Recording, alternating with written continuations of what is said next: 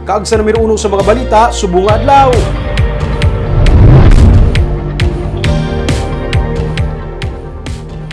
Ginpatay nga drug surrenderer sa kagabi, ikasyam nga biktima sang sunod-sunod nga pagpaniro sa Bacolod City. Mayor-elect Albi Benitez luyag nga i-review ang performance sang Bacolod City Police Office. May report si Nico Delfin. Sa kuha sang CCTV sa barangay, makita ang ini nga tricycle nga ginasundan sang isa ka wala makilala nga gunman sa Pilarta Street, sakop sang barangay 31 Domingo sang gabi. Sa pagpangusisa sang Police Station 6, ang tricycle nga ginamaneho sang anay drug surrenderer nga si Christopher Guanzon, 38 anyos, ang nagdulog lang sa balay sang iya utod agud sugato ng iya pamilya sang siyang gintiro kag napatay sang nalagyo nga gunman. Suno kay Police Major Leo Estopa, commander sang Police Station 6, personal nga dumot kag may kangtanan sa illegal nga droga ang mga anggulo nga ila ginatan-aw nga motibo sa krimen. Ining ikasyam na nga kaso sang pagpaniro sa syudad humalin sang Hunyo 1. Gani bisan si Barangay 31 punong Barangay Herman Bololyosa Jr.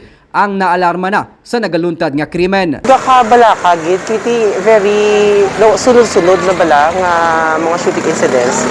I just hope that the authorities, particular aton mga kapulisan, I know they are doing their job, no, sa pag-minimize ini.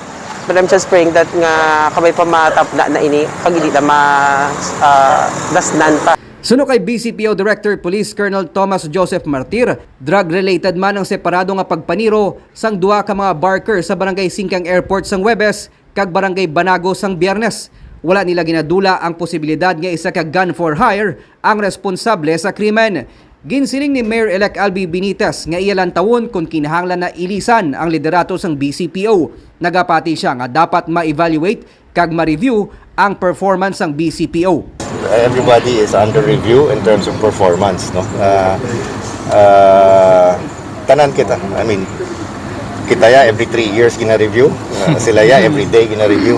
Samtang pulis naman ang ginatudlo responsable sa nagluntad nga pagpaniro sa Dalan Rizal sa Barangay 26 Domingo sang Kaagahon. Ang off-duty nga si Police Master Sergeant Jeff Disukatan nga desk officer sang Police Station 2 ang detained karon sa Police Station 4. Suno kay Police Major Richie Gohi, commander sang Police Station 4, nangimo ng biktima nga si Richard Jimenez. Amo nga iya ginbungguan sa iya ginamaneho nga motorsiklo si Disukatan. Ang pulis ang nagbisita lang sa iya nga abyan nga babayi nga anay live-in partner ni Jimenez. Abiya may relasyon ng duwa. So gapangimon ini ang aton biktima sa pulis nga gabisita da. Pero sang ginistorya ta ang babae mismo kag ang pulis gindinay nila nga may relasyon sila nga duwa. Madason nga nagluntad ang tensyon sa tungasang biktima kag suspect nga nagresulta sa pagpaniro.